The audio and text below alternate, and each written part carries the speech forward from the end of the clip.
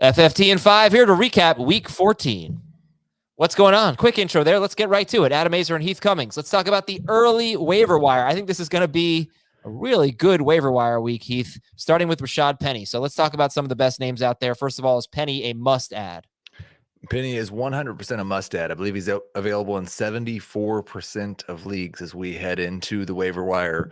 So he should be added pretty much everywhere and probably started pretty much everywhere, even against the Rams. I do think you should expect him to see 60% of the team's carries, and he'll probably catch a pass or two as well. Who else are we looking at here? There's a bunch of wide receivers who are more than 60% available. Who do you like? Yeah, I think it's Amon-Ra St. Brown and KJ Osborne are the top two. I might like St. Brown just a little bit more in PPR, assuming Swift doesn't come back, just because they were lining him up in the backfield and throwing a lot of those running back routes to him.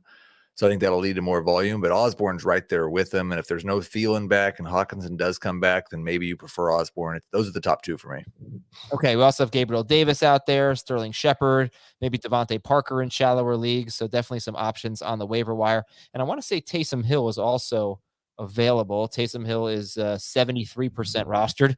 Taysom Hill lucking into another big fantasy performance. Heath, are you going to trust them against the Buccaneers next week on the road? I would anticipate ranking him somewhere between 8th and 10th, 8th and 11th next week. I think he'll be behind all of the starting quarterbacks who I like, and probably ahead a couple of starting quarterbacks I don't like.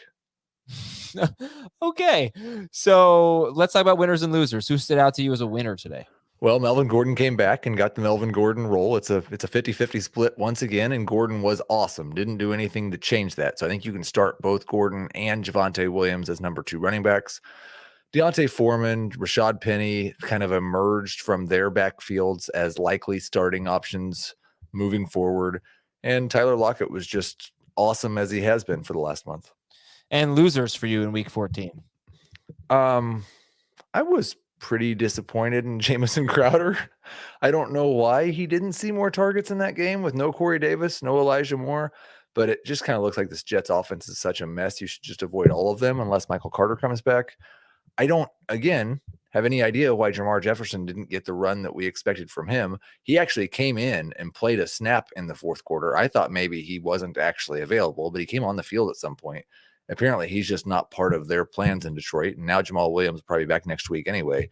And then James Robinson, my theory that Urban Meyer wanted to get everybody to stop asking him about James Robinson did not work at all. Yeah, he's too stubborn for that. Okay, let's talk about Ezekiel Elliott here. Obviously, he's the loser once again and battling injury.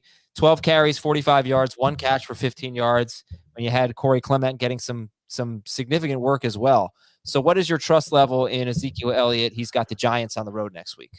I'm not going to feel good about it. It'll probably be a low-end number 2 running back. I do believe he re-aggravated his injury in this game and left for a specific period of time. And then when they threw the pick 6, he came back in to try to ice the game because Clement wasn't getting anything on the ground.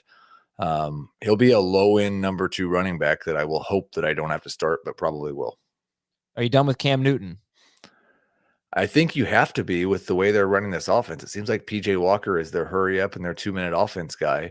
I don't think Cam, like the turnovers were bad, but in terms of an efficiency basis, he wasn't actually that bad in this game, and they were still playing PJ Walker in those situations. So you can't start a quarterback that's not a full-time quarterback. Are you encouraged by Patrick Mahomes, 24 points on 24 pass attempts? It's hard to know how much to take away from it because it's the Raiders, but it was a good fantasy day, and he's Patrick Mahomes, and you're in the playoffs, and you're not going to bench him.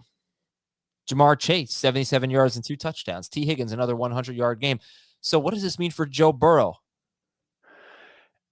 Are they going to fall behind by 2 or 3 scores early in the game? Then it's going to mean Joe Burrow is going to throw a bunch and probably be a great fantasy option. If they're ahead, then it probably means only Chase or Higgins, one of the two, will be good, and Burrow is going to be a low-end number 1.